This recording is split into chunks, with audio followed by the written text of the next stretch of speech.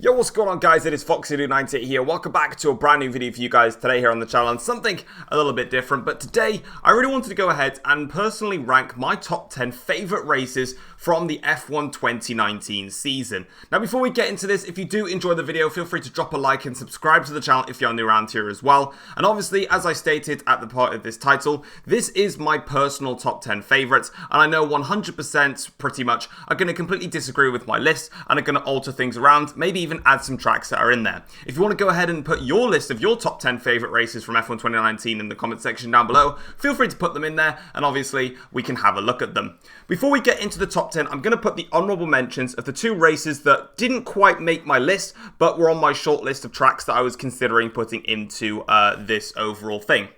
First of all, we have the Canadian Grand Prix. Overall, it wasn't an absolutely sensational Grand Prix itself. The reason it made my shortlist was literally for the biggest talking point of the race, which was obviously Lewis Hamilton and Sebastian Vettel coming to the blows on lap 51, I believe it was, of the Grand Prix, when Sebastian Vettel went wide on the exit of turn 4, had to go onto the grass, and then came back onto the track, causing Hamilton to have to back out of his attempted attack, leading to a 5-second time penalty from Vettel. The big talking point about that race, and obviously the main aftermath of after the race, put it on my shortlist. However, it was more or less like a controversial thing, not to do with the race itself, if that makes any sense. A lot of it was just like at that point, and then after the race was the discussion, not whilst I was actually watching it. So that's why it didn't make my list.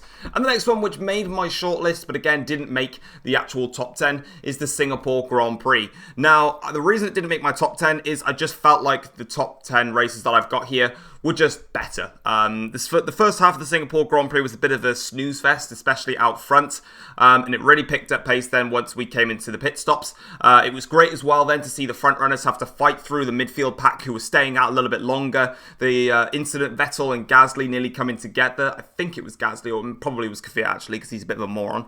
The two of them nearly coming together, and you know, Mercedes trying something different, and it completely backfired, and you know, Leclerc and Vettel, the tension building in there. It was a good race, couple of safety cars as well, but, you know, that first half of the race really just, you know, bored it out for me a little bit too much. But maybe, you know, it was close between this one and what is now going to be into the top 10.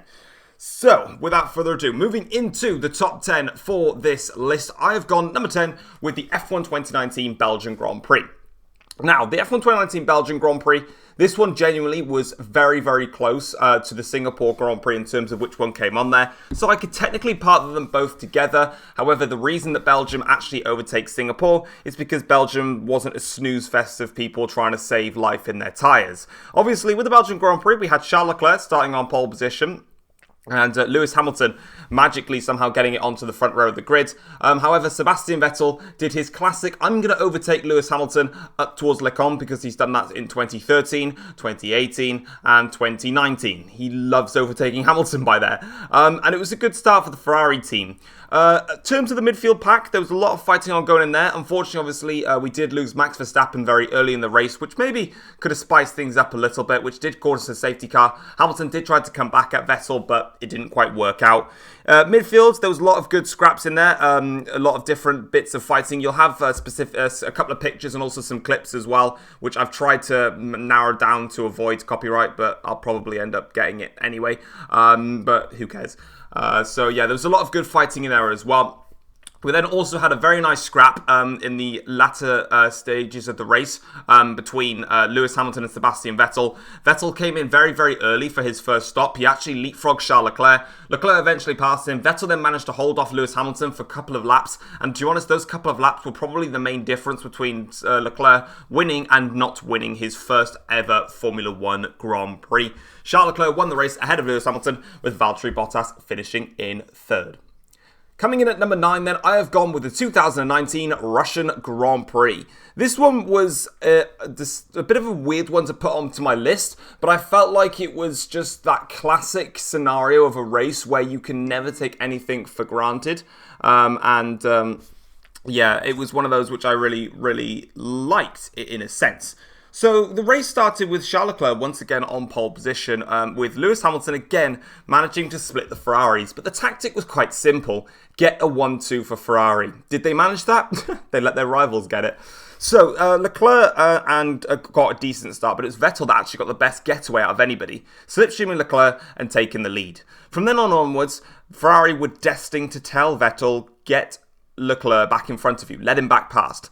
And Sebastian said, no, I'm not letting you through. He can close up on me. And eventually, Lewis Hamilton played such a big role in it because Ferrari didn't want to make that swap because they were afraid because Hamilton was too close to them. And I was actually really impressed by that. Remember, bearing in mind in this Russian Grand Prix, a lot of people said that Mercedes had next to no pace whatsoever. But Lewis at the end of the stint was about 7-8 seconds off the lead, and he was on the medium tyres, a slower compound, going longer. And eventually, Ferrari decided to pay back for what they gave to Vettel in Singapore and gave it to Leclerc in Russia. They gave Leclerc the early stop. He came out in front of Sebastian. There's your fair game. A perfect way to initiate team orders. That was until Sebastian Vettel's MG UK failed. That led to Mercedes then pitting under the safety car into soft tyres. Leclerc then pitted to try and get soft tyres to try and fight off Bottas. Had a little bit of a scrap with him, and it didn't really pay off there on in. And it actually turned out from being what should have been a Ferrari 1-2 to quite a simple Mercedes 1-2. And coming then into number 8 for the top 10 races of F1 2019, I've gone with the F1 2019 Bahrain Grand Prix. And yet again, another scenario whereby a Ferrari 1-2 turned out to be a Mercedes 1-2. Now, the Ferraris seem to have been very, very quick around Bahrain, especially since the new regulations came into play, with Ferrari winning in 2017, 2018, and were trying to win it once again in 2019 and got a front row lockout to really cement their place. Leclerc didn't get the best start, and Sebastian Vettel got in front of him. So too actually did Valtteri Bottas, with a lot of clashing and colliding coming in behind, with, I believe it was one of the Racing Points that had a broken front wing. I believe it was Stroll's. One of them got completely covered in sparks, which was quite the thing. Charles Leclerc then was under attack from Lewis Hamilton at the start of the lap as well, but managed to defend his position. And then Charles just went into crackhead mode and just passed everybody. Firstly, he got past Valtteri Bottas, but which looked to me was a clear Bottas mistake, which then led to a brilliant inter-team battle between Hamilton and Bottas, in which Hamilton came on top. He seems to like beating his teammates in Bahrain in the aggressive type of way. Then, automatically, Charles Leclerc was destined to get past Vettel, and Ferrari were actually saying no. Leclerc disobeyed that and got past Sebastian Vettel. They then had a great tussle, and would you behold, through goes Charles Leclerc, and he starts ramping off into the distance, quite clear of that. Bit upsetting to see Carlos Sainz, who got hit off by Verstappen in their little great duel in there. We also had some brilliant duels just all around in the pack. We had the collision between the Toro Rosso and Giovinazzi. We then also had the fighting going on between the two Renault cars of Hülkenberg and Ricciardo, who made contact going in towards turn 1. There was fighting going all over the stage, but the main fighting sequence was between Lewis Hamilton versus Sebastian Vettel. Hamilton did initially pass Sebastian Vettel via the undercut, which was great for him, and he went onto the soft tyres, but it turned out to be the wrong call. Vettel easily made his way back past. Then Hamilton came at him again at the second stint and was much more comfortable on the medium tyres, passing Sebastian Vettel. Vettel then unfortunately spun, and after the vibrations from his tyres, broke his front wing. That's his race over. Still looked to be a victory for Ferrari though. Not quite. Charles Leclerc's MGU-H failed, and that caused him to have no kinetic energy, losing him 180 brake horsepower, and would you lo and behold, he then unfortunately is lost the position to Lewis Hamilton, and also to Valtteri Bottas. But he was managed to saved on getting a podium by the two Renaults, both DNFing at the same time with completely different problems, but just right next to each other, which is just the biggest convenience in the world, leading to a safety car finish, Hamilton leading home a Mercedes 1-2. Coming in then at number 7 for my top 10 races of F1 2019, I've gone with the Italian Grand Prix. This race had me on the edge of my seat from start to finish, and it was all because of the fight at the front, and that's what I really, really loved about the entirety of this race. Charles Leclerc was once again on pole position, and this was really the stage of the season where Charles had come into his own. He was much, much more competitive, and the Ferrari overall after the break was just so much faster. It was a good start from the Ferrari and also from the Mercedes as well, with Sebastian Vettel kind of holding himself in there. He had lost out initially, but unfortunately for Seb, he did yet another Seb thing. Got himself all messed up into a Ascari, spun, hit one of the Racing Points of Stroll. Stroll then spun around, called Seb an idiot, and then did the same thing to the Toro Rosso of Gasly, which was really not a clever thing to do when you just called someone an idiot for doing what you were doing. However, the best thing about this race was by far the big rivalry and fight between Charles Leclerc and Lewis Hamilton. Hamilton and Charles Leclerc were going at it very much from all the way onwards, and the climactic fight came at around about lap 23 when Hamilton and Charles Leclerc went to war after the Renault of Daniel Ricciardo, I believe it was let out of the way, or Hülkenberg, one or the other. Hamilton tried to go for the move on Leclerc, but got forced wide on the exit of the Curva Grande. Leclerc received a black and white flag. Funnily enough, that's the only time that ever was used in its entire rule set since it was introduced, so that makes perfect sense in there. Hamilton eventually, though, tried his best, and as much as Leclerc defended, Hamilton lost out. Bottas then had a go at him. Bottas couldn't get him. Leclerc wins it for Ferrari at their home race. Brilliant Grand Prix, on the edge of my seat.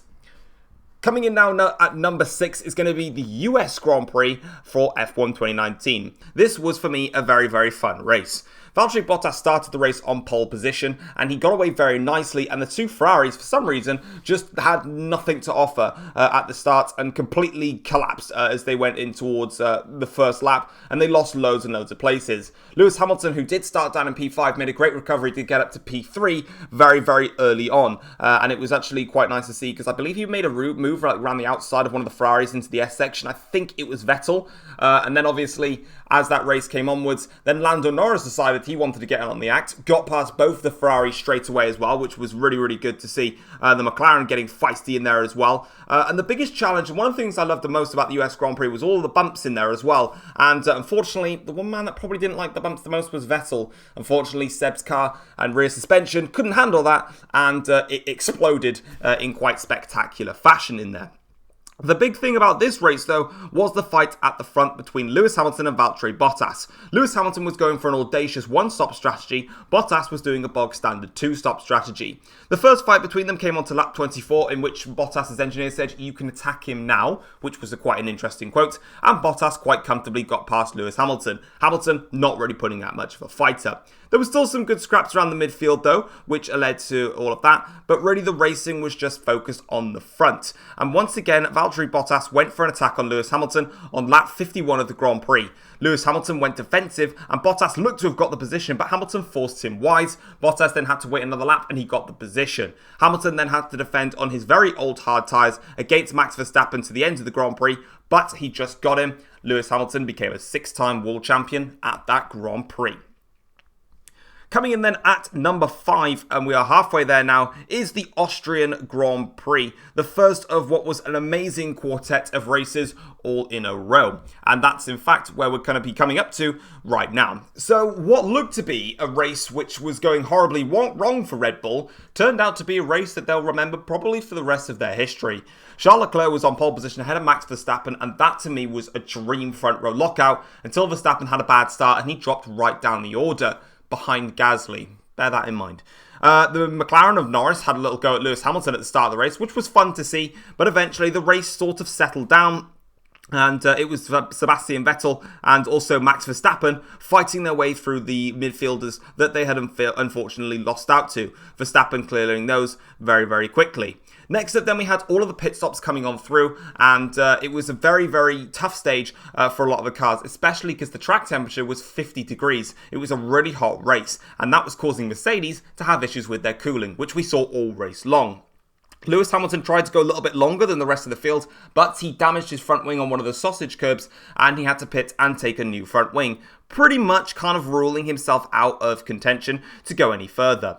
But then all of a sudden, Max Verstappen, the rise of the tyre-saving god, came into his own. He made his first attack on Sebastian Vettel on lap 50, passing him with ease. And all of a sudden, everyone was on the edge of their seats. Could Verstappen actually go and win this Grand Prix? Lap 56, he goes for an attack on Bottas. Bottas, with Mercedes' cooling issues, didn't really put as much of a fight as what Sebastian Vettel did. And now we were wondering, could Verstappen get it? And on lap 68, Verstappen went for his first attack on Charles Leclerc. He was unsuccessful, but he still gave it his all to try and pass him. He went towards the inside line, but he gave Leclerc a bit of space. Leclerc got him through. Verstappen then the next lap on lap 69 passes Charles Leclerc. He then forces him wide and they make contact. Leclerc goes off of the track and Verstappen goes through and takes an amazing race win, which just left you on the edge of your seat right until the finale. Phenomenal race. The first stint, not as much, but it came so high on my list. because of Max Verstappen's amazing charge up through the field. The only downside as well is it took about 2.5 hours for them to actually make sure that they knew who was going to win that Grand Prix. Coming in then at number 4 is going to be the F1 2019 Hungarian Grand Prix, which was for me an absolutely amazing Grand Prix yet again. This one was the tale between Max Verstappen and Lewis Hamilton, giving it everything they've got and providing us with the entertainment that Formula 1 fans deserve. The start was also actually pretty entertaining. Hamilton and Bottas had a great little scrap at the start of the race, which led to Valtteri Bottas getting hit by Charles Leclerc, and that caused Bottas's front wing to sort of like demantle in a way, like the end plate, the piece of the car was flapping. Bottas then had to get a new front wing, and unfortunately that was his race over with. Not gonna lie, I have no idea how they didn't penalise Charles Leclerc for that. It was an unnecessary move, but it's now 2020, so why are we arguing about it still? I just love the way that Hamilton got his elbows out against Bottas, and him and Verstappen were just in a completely different league. The two Toro Rossos actually had a great scrap as well. The two that went side by side, I think it was Kvyat and Albon, they went side by side for at least for the entirety of the first sector, were just going at it and were showing how teammates need to race, something that Haas really need to take a look at. They were having a great opportunity,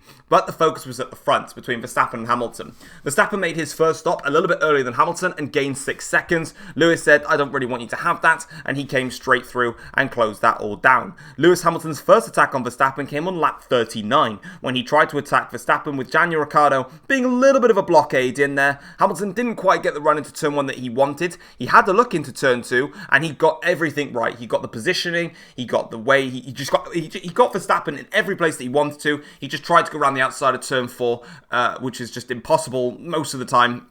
Not less on Verstappen. Hamilton then the Mercedes made a call on lap 49 to bring in Lewis Hamilton to go onto a set of the mediums to chase after Verstappen, and once again we had another epic chase scenario whereby it was, can Lewis Hamilton catch Verstappen, and he managed to make that pass on lap 67 and win the Grand Prix. For me, this beats Austria for 2 reasons. Number 1, the chase sequence I thought was just a little bit more entertaining because it was done via a strategical gamble, and overall Verstappen and Hamilton were going at it from start to finish, which was just better than Austria as they weren't going at it start to finish. Coming in then at number 3, we have got the F1 2019 British Grand Prix. For me, again, another epic Grand Prix, and it was more to do with the first half of the race being sensational, and then the second half of the race, the final couple of laps, sort of tailing itself off.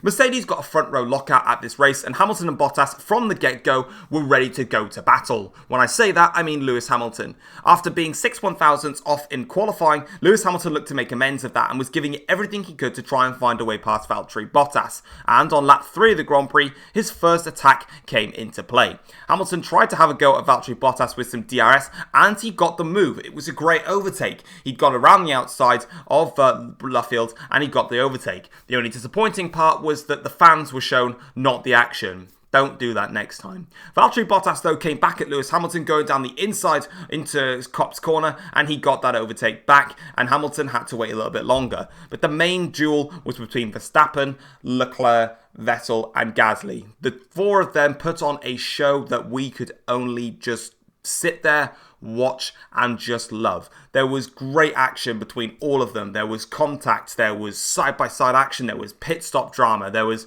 them banging wheels, and Charles Leclerc's amazing overtake on Gasly, Verstappen going at it. It was just, you just couldn't not want to watch that race a million times and love it.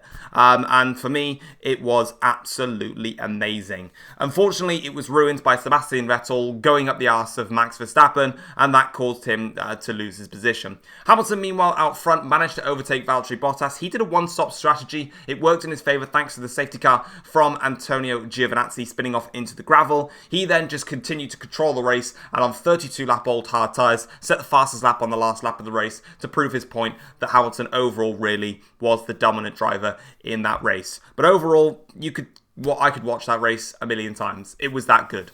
And I haven't even got to the top 2 yet. Speaking of the top 2, why don't we talk about them then? We've got the F1 2019 Brazilian Grand Prix coming in at my number 2 spot. This race had nearly everything Nearly. Not quite, but nearly. So this race was more surprising than I thought. Lewis Hamilton and Sebastian Vettel had a great little scrap at the start of the race when Hamilton just mugged off Vettel around the outside of the center S's and was straight onto the back of Verstappen. Honestly, this was a race whereby Mercedes tried everything to beat Verstappen, and it was one of those races where Verstappen and Hamilton, just like in Hungary, were so evenly matched, you just could not find that silver bullet. It was so close between the two of them. Unlike in the Hungarian Grand Prix, where I thought Hamilton was just had the slight edge over Verstappen, here in Brazil, it was bang on, neck and neck. It was almost like they were racing with the same car. Charles Leclerc, meanwhile, was doing a great little job. He had a little bit of a fight back to go through, and he made some great overtakes in there. We saw Norris and Ricciardo have a good scrap at the start of the race. We also saw the likes of Ricciardo and one of the Haas cars of, I believe it was Magnussen, come to blows, that causing Ricciardo to have a time penalty in there as well.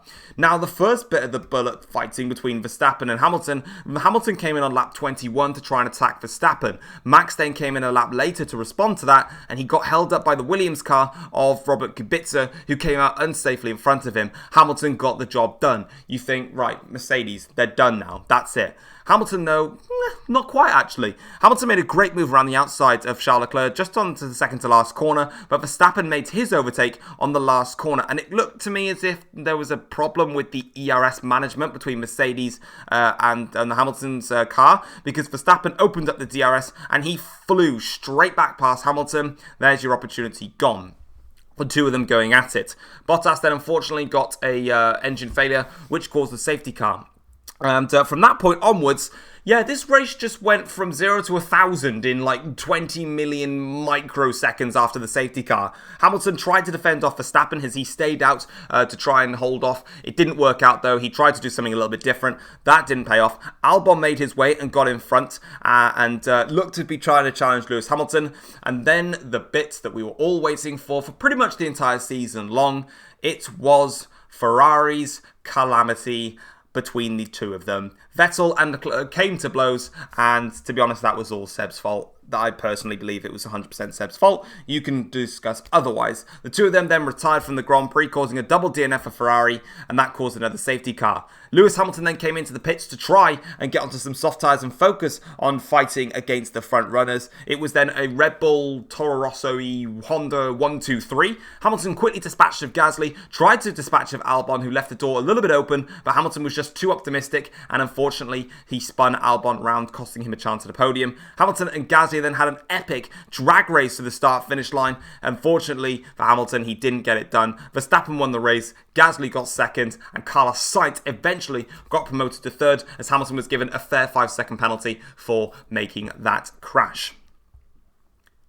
And then coming in at number one for what was my personal favourite race of F1 2019 was the German Grand Prix. And this was the race that had everything. You had wet weather, you had going back onto dry tyres, you had them going back onto wet tyres, you then had them having to go back onto dry tyres, you had spins, you had safety cars, you had shock podium results, you had the big hitters hitting stuff pretty big. If that makes any sense, probably not. Some great overtaking, some great races, and just overall a race to remember for a very, very long time. Although I don't know why the F1 fans voted for this as the number one race of the decade. Clearly they didn't watch Canada 2011 and didn't have a brain.